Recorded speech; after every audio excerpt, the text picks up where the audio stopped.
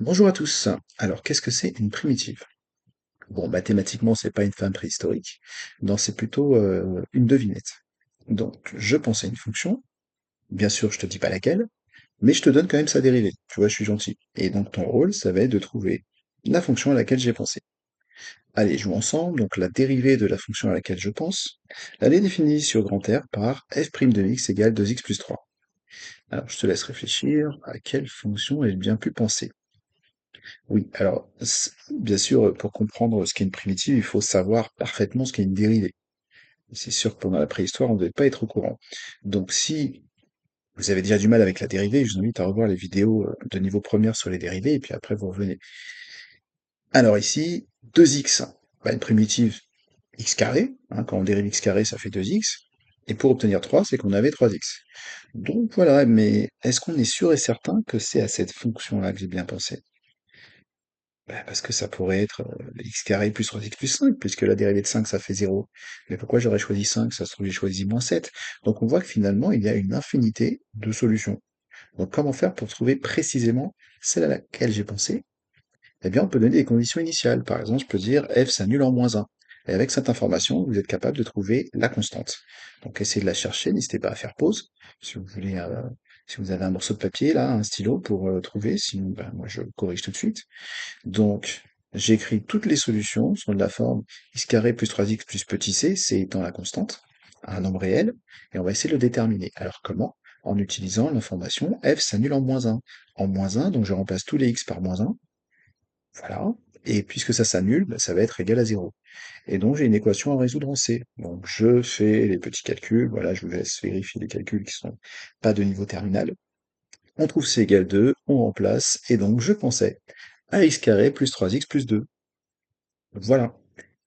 Alors, bien sûr, pour trouver d'autres primitives, on a les formules, ça va nous aider. Par exemple, on va essayer de réfléchir. Quelle va être la formule si ma fonction, c'est une puissance de x? Quelle va être la primitive? Enfin, une primitive, hein, parce qu'on a vu qu'il pouvait y en avoir une infinité. Alors, on sait que quand on dérive, on perd un degré. Donc, on va chercher quelque chose qui ressemble à x exposant n plus 1. Alors, on va essayer ça. Qu'est-ce qui se passe? Ben, je vais dériver grand F, un grand F qui est candidat pour être primitif. Donc, vous le savez, l'exposant il va devant, on perd un degré, donc on écrit ceci. Bah ouais, mais c'est pas ce que je voulais, là j'ai un n plus 1 en trop, donc ça marche pas. Bah, vu que j'ai un n plus 1 en trop, bah, je vais reprendre mon idée première, puis je vais diviser par n plus 1. Comme ça devrait se compenser. Allez, on essaye. Donc on dérive, bah, le n plus 1 comme prévu, il tombe, mais puisqu'il y en a un autre qui l'attend en bas, ils vont se compenser et il va nous rester ce qu'on voulait. Et ben voilà, donc j'ai bien trouvé une primitive de x exposant n. C'est x exposant n plus 1 sur n plus 1. Donc quand on a des puissances de x, voilà comment on fait pour trouver une primitive. On va faire un exemple. Si je prends x exposant 7, bah 7 plus 1 égale 8, hein. Donc ça nous fait du 1 huitième de x exposant 8 ou x exposant 8 sur 8, hein. Là, je vous laisse choisir la forme que vous voulez, de toute façon c'est égal. Alors une autre formule, 1 sur racine carrée de x. Donc là on peut penser, on voit une racine carrée, donc on peut penser comme primitive racine carrée de x, on va voir ce qui se passe, on va dériver. Ça c'est connu, c'est 1 sur 2 racine carrée de x, hein, c'est connu, c'est dans le cours de première. Bon, bah, c'est pas ce que je voulais, il y a un 2 en trop. Bon, bah, je vais faire comme tout à l'heure, je vais compenser, je vais mettre un 2 en haut, c'est-à-dire que, bah, là, c'est faux. Mais au lieu de proposer racine carrée de x, je vais proposer 2 racine carrée de x. Alors, vérifions. Je dérive, bah, sans surprise, hein, ça va être encore 1 sur 2 racine carrée de x, mais cette fois-ci, c'est multiplié par 2. Et donc, les deux se compensent, bah, c'était un peu le but, et j'obtiens bien ce que je voulais. Donc là encore, j'ai trouvé une primitive, puisqu'on retrouve petit f de x quand on a dérivé grand F. Alors, on va faire un tableau pour récapituler tout ça, et puis on va mettre d'autres fonctions utiles. Donc, fonctions usuelles, hein, c'est les fonctions classiques, celles qu'on voit très souvent, les fonctions de base. Donc, si votre fonction, dont vous cherchez une primitive, est k, c'est-à-dire une constante, un nombre, moins 2, pi, 1 demi, ce que vous voulez, mais très important, il n'y a pas de x. Et bien, une primitive, ça sera toujours votre constante, votre k, fois x. Et bon, bah ça, c'est une fonction linéaire, hein, donc c'est défini sur grand R. La puissance, ben, on l'a vu tout à l'heure. Bon, je reviens pas dessus, hein, mais c'est juste que là, vous avez le visuel. 1 sur x, ben ça, puisque vous êtes en terminale, normalement, vous avez déjà parlé de la fonction logarithme népérien, et vous savez qu'un sur x, c'est sa dérivée. Et oui, parce que si vous avez été attentif, dans la deuxième ligne, j'ai mis x exposant n, et n appartient à un grand Z privé de moins 1. Et qu'est-ce qui se passe quand n égale -1? Bah, ça fait exactement 1 sur x. Parce que n égale -1, c'est l'inverse. Et au passage, on remarque que la deuxième ligne, elle est aussi valable pour les puissances qui ont des exposants négatifs. On verra ça dans le détail dans les exemples juste après. Alors 1 sur racine carrée de x, on l'a vu tout à l'heure, c'est 2 racines carrées de x. Je vous ai mis à chaque fois les intervalles, hein, je vous laisse, je vais pas tout vous lire non plus, vous regardez là où vous voulez. Et puis l'exponentielle, ça c'est très facile puisque sa dérivée c'est elle-même, donc sa primitive également. Voilà, donc ça c'est un tableau, vous pouvez revenir, si vous en avez besoin, vous pouvez revenir à la noter là le temps, comme ça vous le retrouverez facilement. Si vous voulez revenir en arrière après, quand vous allez avoir les exercices à chercher. D'ailleurs, l'exercice c'est tout de suite. Donc, on y va, on fait pause, on prend un papier cette fois-ci, là c'est obligatoire, un stylo, et on relâche pas la pause tant qu'on n'a pas fait les trois. Allez, je vous laisse faire ça. Et moi, je corrige maintenant. Donc, vous relâchez la pause, vous venez de la relâcher, et on y va pour le premier.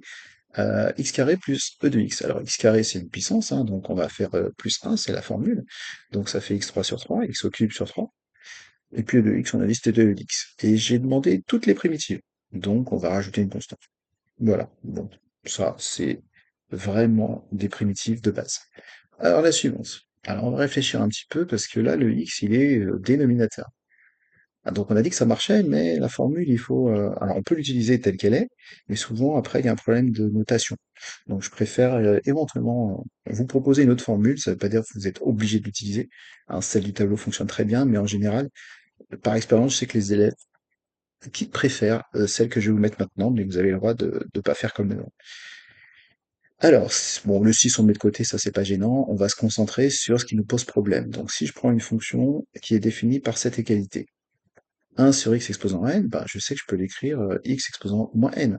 C'est la notation inverse. Et donc là, j'utilise mon tableau qui me dit, bah, je fais plus 1 à l'exposant et je divise par la même chose. Bon, bah ça marche très bien. Mais on peut l'écrire autrement, cette formule.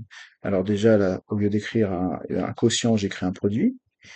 Et puis après, eh bien, je vais dire que moins n plus 1, c'est l'opposé de n moins 1. Et dire que c'est l'opposé, bah, il suffit de mettre un moins devant. Et voilà, et ça, cette forme-là, en général, elle est davantage appréciée par les élèves.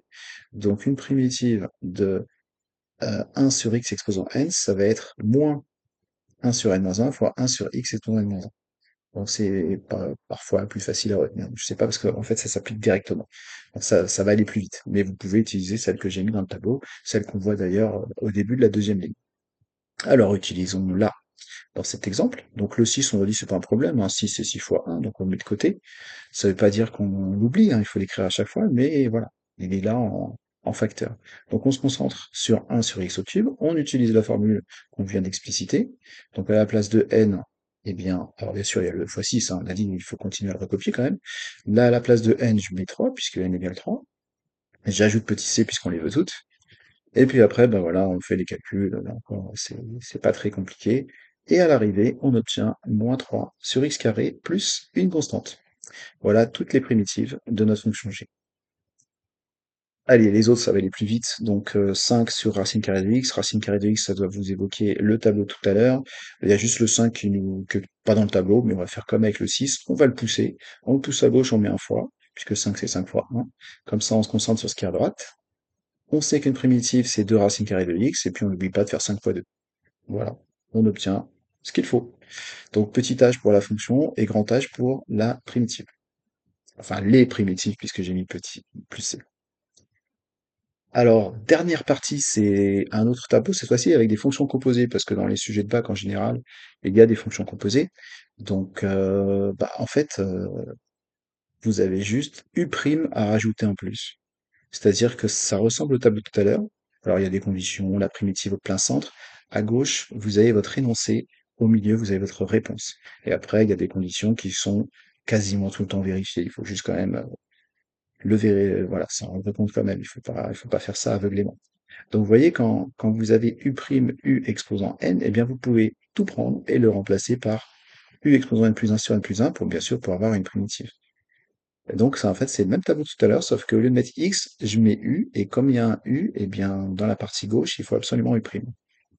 Donc, pour la racine carrée, ben, je rajoute u'. Quand je dis je rajoute, c'est-à-dire je multiplie par u'. Pareil pour le logarithme, alors là, je vous ai mis une valeur absolue pour être tranquille par rapport au signe. Vérifiez quand même bien que c'est bien un non nul. Ouais, parce que le logarithme, en 0, c'est pas défini. Et si vous avez U' de U, bah c'est U de U, et là, il n'y a pas de condition pour l'exponentielle. D'accord? Donc la seule différence avec le tableau de tout à l'heure, c'est que les x sont devenus des U, parce que U c'est une fonction, et donc, puisque il y a la fonction, on met U'. Et ça marchait très bien avec x, hein, parce que x' ça fait 1. Donc c'est pour ça qu'on avait des 1 sur le tableau précédent. Voilà, donc là on va appliquer tout ça. Et donc c'est le dernier exercice que je vous propose de faire dans cette vidéo. Donc là encore, pour la dernière fois, on fait pause.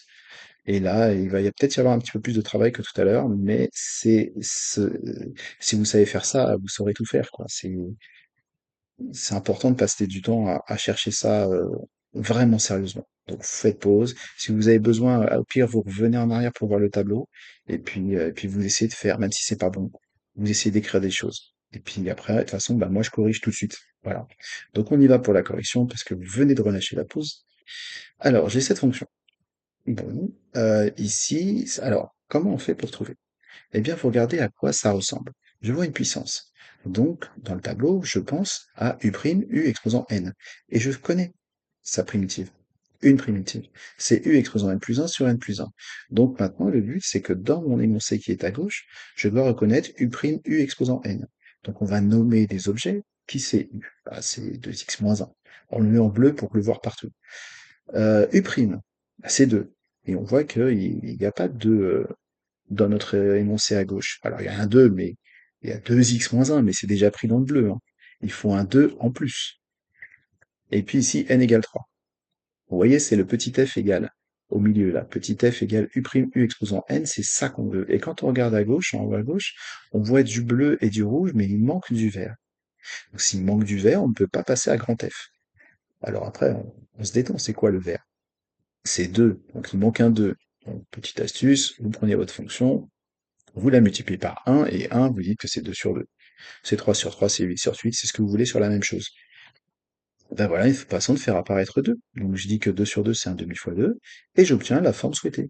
Donc là, j'ai bien du vert, du bleu et du rouge. Donc je peux remplacer tout ce que j'ai encadré par grand F, avec le 1,5, bien sûr, qui est là pour rendre la chose possible. Il ne faut pas l'oublier, le 1,5. Donc je remplace ma fonction f par la formule, hein, qui donne la primitive. Et puis après, ben, on remplace. Donc à la place de u, 2x-1, à la place de n, 3, et puis on fait le calcul. Et ça se passe très bien. Donc vous pouvez vérifier, hein, je vous invite à dériver la fonction grand F, et si tout va bien, vous devez retomber sur la fonction petit f. Alors, celle-ci, alors là, c'est encore au dénominateur. Mais rappelez-vous, on a vu la formule tout à l'heure, donc ça va aller plus vite. Ici, on va juste reconnaître les objets. Donc ça va être encore, voilà, U' sur U exposant n, hein, ici c'est la puissance. Et la formule, c'est voilà, c'est celle qu'on avait trouvée tout à l'heure. Sauf qu'à la place de x, c'est U. Et bien sûr, quand on passe de petit f à grand F, le U' a disparu. Alors, on identifie les quantités. U, c'est 3x plus 2. U', ben, c'est 3. Ça, on le sait, hein, c'est le cours de première qui nous le dit, hein, c'est pas dans l'énoncé, hein. Et ici, petit n vaut 7. Donc, allons-y. On va prendre la formule. Alors non, on va prendre la formule, effectivement, parce que à gauche, il manque le vert. On va faire comme tout à l'heure. On multiplie par 1. 1, on dit que c'est 3 sur 3. Donc, le 3, il apparaît. Et là, pour le coup, on a ce qu'on veut. Vous voyez, donc, quand il manque une constante, c'est très facile de l'obtenir. Vous multipliez par 3, vous divisez par 3, et vous avez l'équilibre. Vous avez le droit de le faire. Puisqu'en fait, vous multipliez par 1. Et on ne modifie pas une expression quand on la multiplie par 1. Donc ça, on peut toujours le faire. Et vous prenez la constante que vous voulez. Là, on veut 3, on met 3. Donc l'encadré, je vais le remplacer par ma formule. Le 1 tiers, bien sûr, il doit être présent. Alors là, j'ai pas mis de plus c, hein, parce que ici, je vous demandais une primitive. Rappelez-vous, relisez l'énoncé si vous avez un doute. Dans le premier exercice, j'avais demandé toutes les primitives. Ici, on ne demande qu'une seule, donc on va pas s'embêter avec le petit c. Bon, ben voilà, on remplace. Donc, ce qui est bleu, c'est 3x plus 2. Ce qui est rouge, ça vaut 7. On fait des petits calculs. Ça, c'est pas très compliqué. Et on obtient une primitive. Voilà. Alors, pour les deux dernières, ça va aller beaucoup plus vite. Celle-ci, c'est x e de x carré. Donc, là encore, vous voyez, une exponentielle. Donc là, c'est pas très compliqué. Il faut chercher quelque chose qui a cette tête-là. U prime exponentielle de u. Et auquel cas, quand on aura trouvé ça dans notre énoncé, on pourra trouver une primitive, à savoir exponentielle de u. Alors, est-ce que j'ai tout le monde là? Qu'est-ce que c'est U, U'? À chaque fois, vous définissez les objets. Donc U, bah, c'est exponentielle de quoi? De x carré, donc U égale x carré. Et la dérivée, bah, vous le savez, c'est 2x. Donc il manque 2x. Et là, j'ai pas 2x, j'ai seulement x. Donc il manque un 2, il manque une constante, très facile à obtenir. On multiplie par 1 comme tout à l'heure, on dit que c'est 2 sur 2. Vous voyez, c'est toujours la même chose en fait. Et donc là, on obtient la partie qu'on souhaite. U' exponentielle de U, eh bien je l'ai, 2x exponentielle de x carré.